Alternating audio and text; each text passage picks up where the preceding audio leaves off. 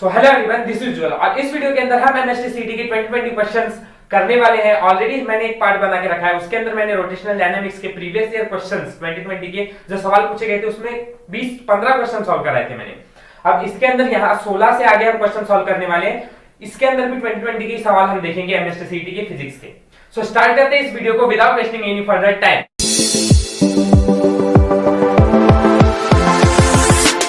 Start करते हैं। पहला क्वेश्चन क्या पूछा हुआ है, a particle of mass 4 gram moves along a circle of radius 10 square by 2 pi centimetre. तो यहाँ पे कुछ चीजें जो गिवन इंफॉर्मेशन दी हुई है उस बेसिस पे हम लिखते हैं। मास दिया हुआ है यहाँ पर 4 ग्राम, ठीक है। अगर केजी में करना होगा तो 4 इंटू 10⁻³ केजी हो जाएगा वो, राइट है। तो केजी के अंदर कन्वर्ट करते हैं क्योंकि मास स्टैंडर्ड यूनिट केजी के अंदर ही कन्वर्ट करते हैं, हम ग्राम्स के अंदर मास को नहीं रखते। Moves along a circle of radius 10 square by 2 पाई, मतलब यहाँ पे हमको रेडियस दिया हुआ है 10 स्क्वायर बाय 2 पाई, ठीक है। और अगर हम ऑप्शंस को देखेंगे तो यहाँ पे सारे के सारे सेंटीमीटर्स में नहीं मीटर्स के अंदर है, तो हमें इसको मीटर में कन्वर्ट करना पड़ेगा। तो 10⁻² से मैं मल्टीप्लाई कर दूंगा, जो आंसर मुझे मीटर में मिलेगा दैट मींस 1/2 पाई मेरे को मिलने वाला है मीटर के अंदर, ठीक है। सो रेडियस है 1/2 pi metre with a constant tangential acceleration after beginning of the motion by the end of second revolution the kinetic energy of the particle। अब यहाँ पे एक बात समझने जैसा है, by the end of second revolution, second revolution के end मतलब हमें यहाँ पे देके रखा हुआ है कि पार्टिकल का जो एंगल कवर है ये थीटा जो है ये 2 pi are into 2 revolution cover किया ना उसने, तो ये हो जाएगा 4 पाई आर। एक रिवॉल्यूशन कवर करता है तो 2 पाई आर, 2 रिवॉल्यूशन अगर उसने कवर किए तो इट बिकम्स 4 पाई आर। आगे उसके बाद वो बोलते हैं kinetic energy of the particle becomes, kinetic energy में ई से बताता हूं वो कितना दिया हुआ है 18 इंटू 10⁻⁵ जूल, करेक्ट है। तो उसके बाद वो बोलते हैं मैग्नीट्यूड ऑफ टेंजेंशियल एक्सेलरेशन, मतलब magnitude of tangential acceleration A tangential हमें फाइंड करके रखना है, मतलब मैग्नीट्यूड मतलब पॉजिटिव आंसर आएगा हमारा जो आने वाला है। तो अब इस बेसिस पे हमको गिवन डेटा तो मालूम है, लेकिन अब फॉर्मूले कौन से अप्लाई करने हैं। तो फर्स्ट ऑफ ऑल हमको देख के पता चलता है कि काइनेटिक एनर्जी मतलब हमें नियरली वेलोसिटी का फॉर्मूला मतलब काइनेटिक एनर्जी हमको फाइंड कुछ करके फाइंड करना है। एंड देन उसके बाद वो एंगल की भी बात करें थीटा की, तो दैट मींस हमको यहाँ पर थीटा का कोई रिलेशन ऐसा भी फॉर्मूला चाहिए। तो मैं पहली बात बताता हूँ जो मुझे पता है उस हिसाब से कि काइनेटिक एनर्जी जो होती है वो हाफ mv² होती है। अब हमें दूसरा जो फॉर्मूला इस्तेमाल करना है, ये तो पहला, इससे हमें क्या मिलेगा, काइनेटिक एनर्जी की दी हुई है, मास दिया हुआ है, वेलोसिटी मिल जाएगी।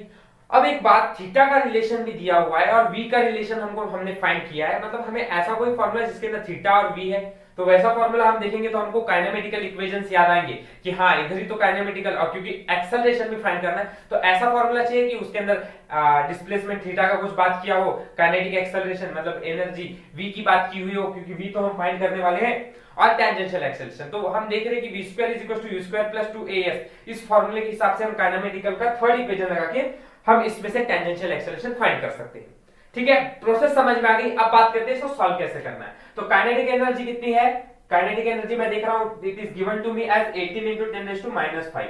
सो 18 इंटू 10⁻⁵ लिखा is equal to half into mass कितना है, मास 4 इंटू 10⁻³ है इंटू वेलोसिटी v का स्क्वायर। तो अब इसको सॉल्व करेंगे तो देखेंगे 2 आ जाएगा, 2 इधर आके डिवाइड बाय 2 हो जाएगा, तो 9 इंटू ये 10⁻³ है, उधर जाके क्या हो जाएगा 10⁻+3, 10⁻⁵+3 कितना हो जाएगा 9 इंटू 10⁻², ये हो जाएगी वेलोसिटी का स्क्वायर, ठीक है। और मैं इसको ऐसे ही रखता हूं वेलोसिटी के स्क्वायर को, क्योंकि हमको मालूम है फॉर्मूला क्या है, हम देखेंगे तो फॉर्मूला v² = u² + 2as, तो मुझे वेलोसिटी का स्क्वायर यूज होने वाला है, सो मैं उसको चेंज नहीं करूंगा, I will keep as it is. 9 into 10⁻² put कर दिया इंटू u² मतलब 0, क्योंकि इनिशियली वेलोसिटी 0 ही रहने वाली है, प्लस 2 इंटू a टेंजेंशियल मिलने वाला इंटू डिस्प्लेसमेंट, मतलब इसने कितना एंगल कवर किया हुआ है, थीटा एंगल कवर किया हुआ है, तो थीटा एंगल कितना है 2 पाई आर का, लेकिन at the end of second revolution बोलता है, मतलब 2 रिवॉल्यूशन लगाने के बाद उस समय रुकता है, तो 2 into 2 pi R means 4 pi R. So यहां पे मैं लिखूंगा 4 पाई आर। हाँ, अब यहां से मेरे को क्या इस्तेमाल हुई, ये तो 0 हो जाएगा, ये 2 हो जाएगा into a tangential into 4 pi into ये जो r है इसका फॉर्मूला भी हमने अभी देखा है कि 1/2 पाई आएगा। सो 1/2 पाई दैट मींस ये पाई से पाई गेट्स कैंसिल, 2 से ये 2 कैंसिल हो जाएगा, तो बचेगा 4a tangential. So 9 into 10⁻² is equal to 480। So 9 into 10⁻² divided by 4 हो जाएगा, विच मींस मुझे a टेंजेंशियल जो मिलने वाला है वो मिलेगा दैट ये नियरली कुछ तो 2.25 आएगा into 10⁻²। A tangential. Option D is correct one. So ये ऑप्शन सही है, डी ऑप्शन विच इज हमने फाइंड किया हुआ है। तो ये समझ में आया कैसे सॉल्व करना है। ए टेंजेंशियल फाइंड करने के लिए हमने कैसे कॉन्सेप्ट इस्तेमाल किए, और देखा जाए तो एमएसटीसीटी 2020 का क्वेश्चन है। सो ये थोड़ा मतलब सोचने जैसा सवाल था, थोड़ा थिंकिंग स्किल और अच्छी रहनी चाहिए इसके लिए, एंड इस हिसाब से देखा जाए तो क्वेश्चन फिर इजी जाएगा। ठीक है, आगे बढ़ते हैं दूसरे क्वेश्चन 17। क्या बोला है, a particle of mass m is rotating in a horizontal circle of radius r with uniform velocity v bar, the change in its momentum at two diametrically opposite points will be। तो हमको पूछा है opposite points के basis के ऊपर उसका change in momentum कितना होने वाला है। सो अगर हम बात करेंगे, अगर एक ऑब्जेक्ट रोटेट कर रहा है तो इसका एक डायमेट्रिकली अपोजिट पॉइंट यहां से होगा, जब इधर से रोटेट करेगा और इधर से जाएगा तब इसका डायमेट्रिकली अपोजिट पॉइंट इधर से होगा। सो दो both are in opposite direction. ठीक है, वैसे उन्होंने पूछा हुआ है कि इसका मोमेंटम बताओ। तो फर्स्ट ऑफ ऑल हम देखेंगे कि इसका मोमेंटम जब इस डायरेक्शन में जा रहा है तो उसका momentum p is equal to क्या होने वाला है, mv होगा। सही है, अब v बार ले लेता हूं, और यहां पे जब रोटेट कर रहा है तब उसका momentum p is equal to minus mv bar होने वाला है, क्योंकि इसके बराबर अपोजिट डायरेक्शन में जा रहा है तो नेगेटिव साइन दी है। उन्होंने पूछा है चेंज इन मोमेंटम बताओ। तो change in momentum will be, अब मैं अगर इसको फाइनल मानता हूं, इसको इनिशियल मानता हूं, तो p final minus p initial, तो p फाइनल कितना है mv बार माइनस इसका भी माइनस, क्योंकि ये p इनिशियल है, माइनस mv बार। सो अगर हम देखेंगे इसको सॉल्व करके तो ये माइनस माइनस प्लस हो जाएगा, mv प्लस mv 2mv बार हो जाएगा। सो हम देखेंगे कि हमारा ऑप्शन सी जो है वो करेक्ट है। ठीक है, ये बात कोई डाउट है तो पूछो, कोई समझ में एकदम इजी सवाल पूछे हुए, और 2020 के सवाल से कितनी इजी पूछे गए क्वेश्चंस पर थोड़ा कॉन्सेप्ट लगाना है।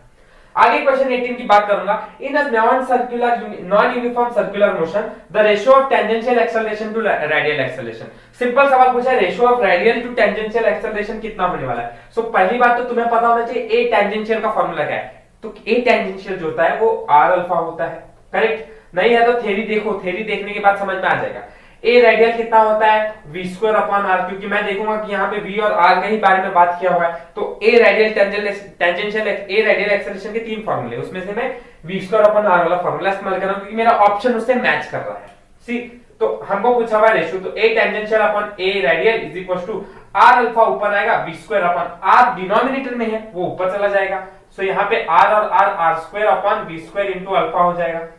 अब ऑप्शन देखेंगे तो r square upon v square into alpha का ऑप्शन देखो यहाँ पे है, पर उसका स्क्वायर टोटल दिया हुआ है, मतलब r बाय v का whole bracket square into alpha. That means option C जो है हमारा वो करेक्ट है अगेन। ठीक है, देखो सिंपल सवाल पूछ रहे, फॉर्मूला और कॉन्सेप्ट पता है तो। अगला क्वेश्चन 19, अभी थ्योरी क्वेश्चन पूछा हुआ था सीटी के अंदर। इसमें क्या पूछा है, a particle moves along a circular path with decreasing speed. अगर पार्टिकल मूव कर रहा है एक सर्कुलर पाथ के अंदर डिक्रीजिंग स्पीड से, तो उसके लिए तुम्हारे ऑप्शंस कौन से चारों में से राइट है। तो यहाँ ऑप्शन में डायरेक्ट आंसर बता दूंगा, direction of angular momentum, the direction of angular momentum remains constant.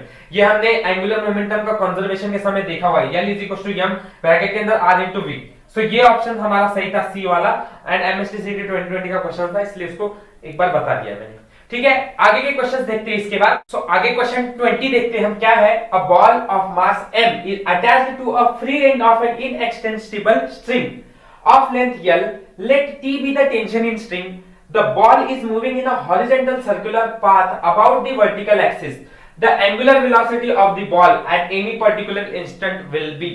So अब यहाँ पे हमें angular velocity के बारे में पूछा हुआ है, एंड क्या क्या दिया हुआ है कि मास के बारे में बोला हुआ है, लेंथ L बोला हुआ है, T टेंशन दिया हुआ है। सो ऐसे कुछ प्रोसेसेस दे के रखे हुए उन्होंने, और उसके बाद हमको बोला angular velocity of the ball at any particular instant will be. So अगर हम देखेंगे कि टेंशन के बारे में बात करें तो टेंशन के फॉर्मूले के बेसिस पे हम बात करेंगे, क्योंकि देखिए यहाँ पे हम देखेंगे एक टेंशन लगा हुआ है T से, ठीक है, और हमको अगर हम देख एक बात की M की बात की हुई, मतलब हम जो फॉर्मूला लगाने वाले उसमें मास रहना चाहिए, देन उसमें लेंथ L, मतलब रेडियस के टर्म्स के पॉइंट ऑफ व्यू से रेडियस की जगह पर हमको लेंथ L लेना है, क्योंकि अगर हम देखेंगे तो इनएक्सेसिबल स्ट्रिंग जो है वो लेंथ की जगह पर रेडियस का काम कर रही है, बराबर, सॉरी रेडियस की जगह पर लेंथ का काम कर रही है। सो हमें r की जगह पर L इस्तेमाल करना है। उसके बाद वो बोलते हैं टेंशन वहां पर हमें यूज करना है, टेंशन के बाद वहां पर हमको एंगुलर वेलोसिटी के बारे में पूछा हुआ है, तो हमें ऐसा फॉर्मूला चाहिए टेंशन का जिसके अंदर एंगुलर वेलोसिटी के बारे में दिया हुआ हो। सो हम देखेंगे टेंशन के हमारे पास फॉर्मूले mv स्क्वायर अपॉन r, या हमने ये भी फॉर्मूला देखा mr ओमेगा स्क्वायर, या हमने ये भी mv ओमेगा का फॉर्मूला भी देखा है। लेकिन हमको दो फॉर्मूले काम आने वाले हैं, वहां पे मास रहना चाहिए, रेडियस रहनी चाहिए, मतलब लेंथ रहनी चाहिए, उसके साथ साथ एंगुलर वेलोसिटी रहनी चाहिए। तो मास है, रेडियस और एंगुलर वेलोसिटी है, मतलब ये फॉर्मूला हमारा पूरा एक्यूरेट है। सो मैं यूज करने वाला हूं tension is equal to M R omega square का फॉर्मूला। अब एक बात देखेंगे, तो ये जो टेंशन के रिलेटेड में हम टर्म्स देखें, तो मुझे ये ओमेगा का एंगुलर वेलोसिटी के बारे में पूछा हुआ है। सो एंगुलर वेलोसिटी के टर्म्स में अगर मैं इस फॉर्मूले को अरेंज करूंगा, m बाय ये r है, r उन्होंने बोला है हमको r नहीं, हमको लेंथ l का इस्तेमाल करना है, ठीक है, और ये ओमेगा का स्क्वायर मींस हमें देयरफॉर ओमेगा क्या मिलने वाला है, under root of t upon m small l, which is our answer t upon small ml a। Simple सादा क्वेश्चन पूछे हुए हैं सिर्फ कॉन्सेप्ट के ऊपर, अगर आप सॉल्व करेंगे तो शायद 30 सेकंड्स भी नहीं लगेगा। रीजन कि हमको direct formula tension is equal to M R omega square, omega को टर्म चेंज करना है, ओरली आंसर आ जाएगा हमारा। सिंपल क्वेश्चंस पूछ रहे हैं 2020 के सवाल से। Then question 21, a bucket containing water is revolved in a vertical circle of radius r। एक बकेट है फुल ऑफ वाटर और वो रिवॉल्व कर रहा है वर्टिकल सर्कल के बेसिस के ऊपर, मतलब मैं मानता हूं कि ये सर्कल है। अब आप इसको बकेट को स्मॉल ही समझेंगे, मैंने समझाने के लिए थोड़ा सा बड़ा बनाया हुआ है, और ये वर्टिकल सर्कल फॉलो कर रहा है। सो हम देखेंगे यहाँ पे दो फोर्सेस एक्ट करने वाले। अगर ये वर्टिकल सर्कल का है तो यहाँ पे एक फोर्स है, नीचे तो mg एक्ट करने वाला है, यहां सेंट्रीपिटल फोर्स करेगा। सो सेंट्रीपिटल फोर्स सर्कुलर मोशन करा रहा है, ठीक है। हम डेथवेल का कॉन्सेप्ट भी यहाँ पे लगा सकते हैं, बट वाटर के बारे में पूछा है तो वही लेते।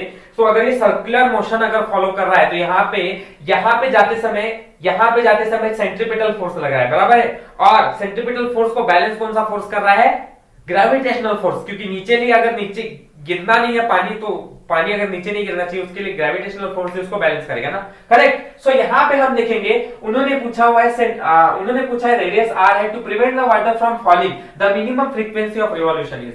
तो कितने स्लो हम फ्रीक्वेंसी रिवॉल्यूशन की करनी चाहिए कि पानी ना गिरे। सो हम देखेंगे कि फ्रीक्वेंसी से बैलेंस करने के लिए हम सेंट्रीपिटल फोर्स को बोलेंगे centripetal force is balanced by gravitational force. अब सेंट्रीपिटल फोर्स का फॉर्मूला हमें पता है, ये होता है mv²/r, सही है। I इज इक्वल टू ये किससे बैलेंस करेगा, mg ग्रेविटेशनल फोर्स से, m से m गेट्स कैंसिल हो जाएगा। सो v²/r क्या मिलेगा आपको, g मिलेगा। अब ये v² इधर ही रखता हूं मैं, rg उधर लेके चला जाता हूं, तो हमें v² is equal to rg मिला।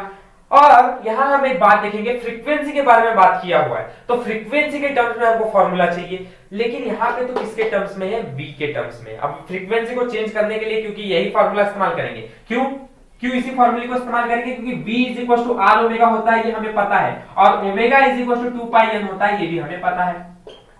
सो मैं यहाँ पे v की जगह पर डालता हूं इस वैल्यू को, तो ये हो जाएगा r² ओमेगा स्क्वायर, सही है। इस फॉर्मूले की जगह पर मैं इस वैल्यू को पुट कर रहा हूं। सो ये क्या हो जाएगा, v की जगह पर मैंने r ओमेगा स्क्वायर डाला, तो ये r² ओमेगा स्क्वायर हो जाएगा, और ये इक्वल टू होने वाला rg के साथ। ये एक r से एक r कैंसिल हो जाएगा यहाँ का, तो r omega square is equal to क्या मिलने वाला है, g मिलने वाला है।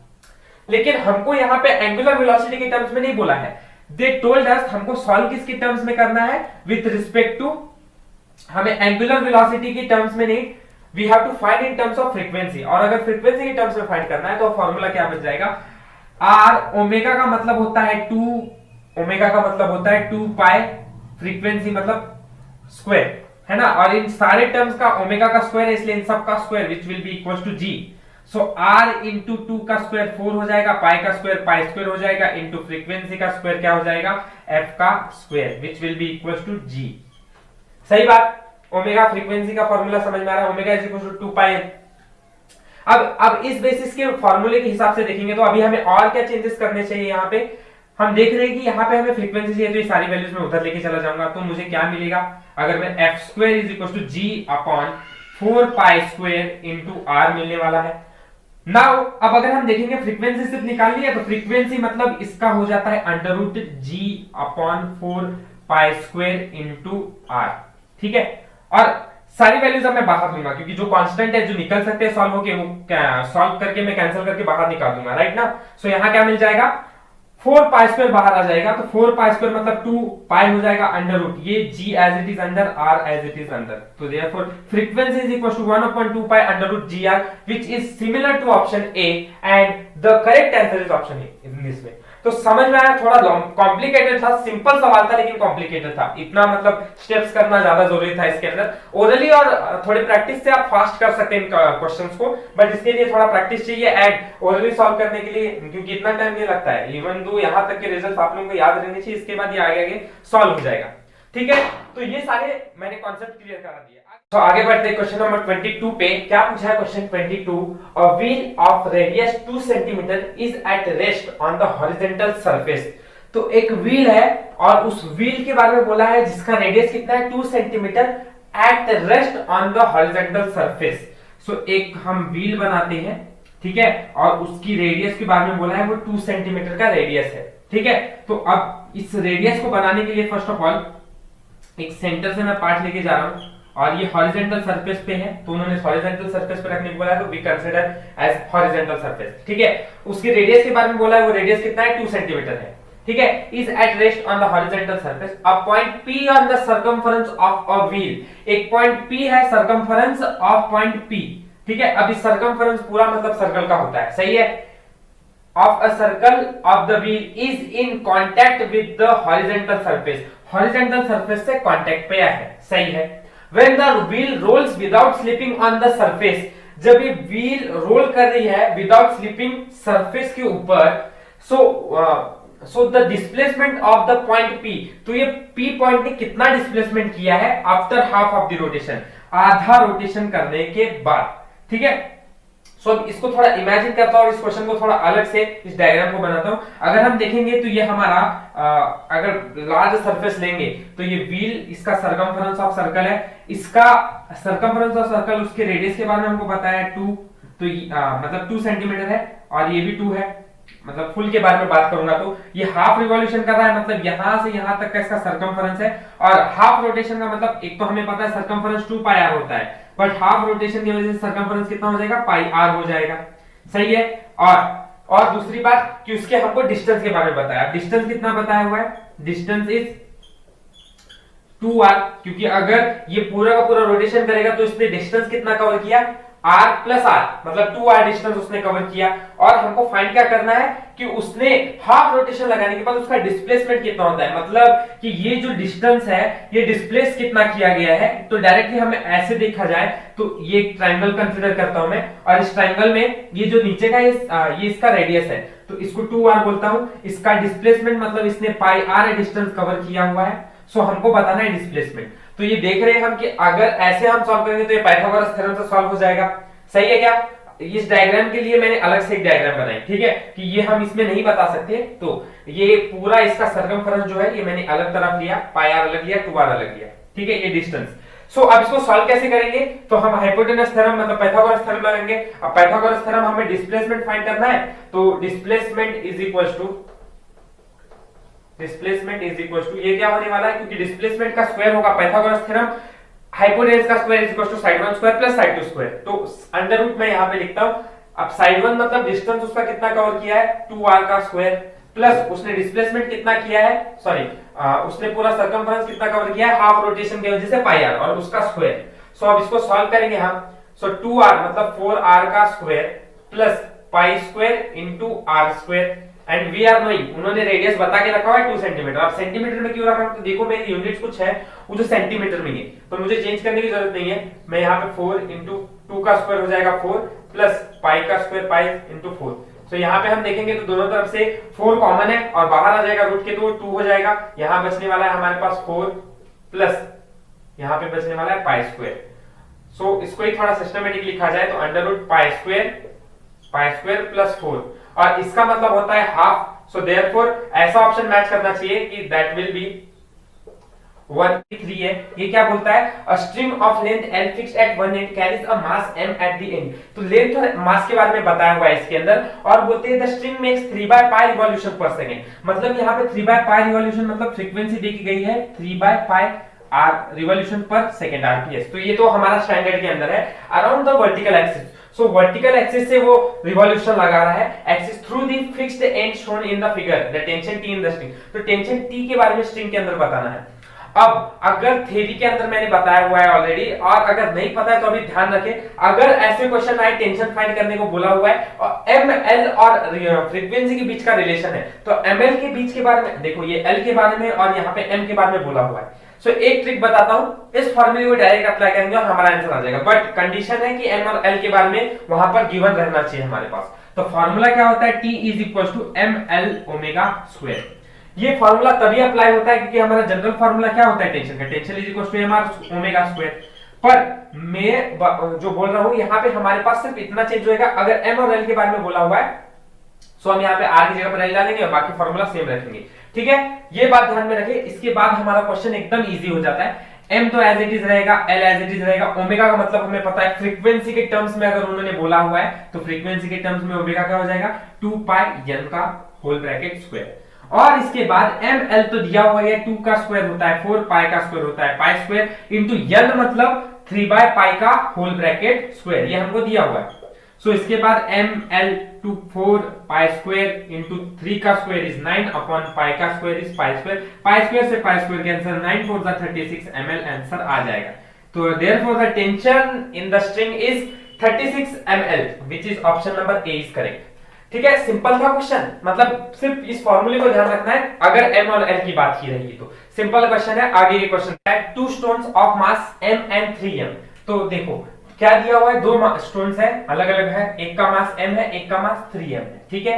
उसके बाद बोलता है are whirled in a horizontal circle, ठीक है, हॉरिजॉन्टल सर्कल रोटेट कर रहे हैं, the heavier one in radius is r/3, जिसका वजन ज्यादा है मतलब हेवियर वजन है उसका रेडियस क्या है, रेडियस इज r/3, मतलब हेवियर वाले का रेडियस है r/3, और and lighter one in radius is r, so lighter वाला मतलब जिसका वजन कम है उसका रेडियस r है। So the tangential speed of lighter stone is, so tangential speed मतलब वेलोसिटी के बारे में बात किया है, टेंजेंशियल ऑफ किसका, tangential speed of lighter stone, मतलब tangential speed of lighter stone is मतलब equals to n times the tangential that the value of the heavier stone, so tangential speed of value of heavier stone. ये relation ध्यान में रखना है, मतलब दिया हुआ है ध्यान में नहीं रखना है। Velocity tangential velocity lighter one की जो है वो n times of tangential velocity of heavier one से है, ठीक है। इस रिलेशन के बाद वो बोलते हैं when they experience same centripetal force, उनके सेंट्रीपिटल फोर्स सेम है, मतलब लाइटर वाले की सेंट्रीपिटल जो फोर्स है will be equal to centripetal force of heavier one, ये इक्वल बोला है उन्होंने, तो हमको बताना था वैल्यू ऑफ n, ये n की वैल्यू कितनी होगी, ठीक है। तो हम क्या करते हैं, हमको सेंट्रीपिटल फोर्स का सिंपल फॉर्मूला पता है, वो क्या है mv square of lighter one, क्योंकि लाइटर वन का अलग है और मास भी लाइटर वन का अलग है एंड रेडियस भी लाइटर वन का अलग है, mv square upon r which will be equals to mh upon vh का स्क्वायर अपॉन रेडियस का हेवियर वन का रेडियस। सो अब जो गिवन डेटा है मतलब mass of lighter one is, उन्होंने क्या बोला है m बोला है, ठीक है। वेलोसिटी ऑफ लाइटर वन कितनी है, velocity of lighter one is n times the velocity of heavier one, तो यहां पे मैं वेलोसिटी ऑफ हेवियर वन लिख देता हूं t ऑफ हेवियर, ठीक है, divided by r of lighter, ठीक है। सो m यहां पे कितना है मास 3m है, तो 3m यहां पे डाला इनटू वेलोसिटी के बारे में कोई रिलेशन नहीं दिया है तो वैसे ही रखेंगे, एंड देन उसके बाद आखिरी क्या बचता है, रेडियस कितना है r/3 है, ठीक है, किस r/3, और इसका रेडियस हमको पहले से ही बता के रखा है वो r है, यहाँ पे गलती से लिख दिया है, ठीक है। आगे m से m गेट्स कैंसिल, यहाँ पे ये vh स्क्वायर से vh square gets cancel, n times बोला हुआ है तो इसको n भी लिखना पड़ेगा, n का स्क्वायर रहेगा वो, ठीक है। सो m यहाँ पे क्या बचेगा n का स्क्वायर, ठीक है, अपॉन r से ये r कैंसिल हो जाएगा, ये ऊपर है ये डिनोमिनेटर में का न्यूमरेटर में चला जाएगा, 3 3 9 हो जाएगा, तो n का स्क्वायर 3 मिला, देयरफॉर n जो मिलने वाला है वो कितना मिलेगा 3 मिलेगा, ठीक है। तो वहां पे वैल्यू ऑफ n कितनी है, option B is correct which is 3। से हम इस वीडियो को एंड करते हैं। इसके अंदर हमने 9 क्वेश्चंस देखे और ये क्वेश्चंस थोड़े पिछले वाले से थोड़े टफ लेवल पे थे, सारे क्वेश्चंस एमएसटी सीटी 2020 के थे। इस तरह से मैं इस वीडियो को एंड करता हूं। कोई डाउट है तो कमेंट सेक्शन में पूछ लो। अगर इसके नोट्स चाहिए क्वेश्चन के तो डिस्क्रिप्शन बॉक्स में लिंक दिया हुआ है, आप उससे डाउनलोड कर सकते हैं मेरे notes. Thank you for watching my video and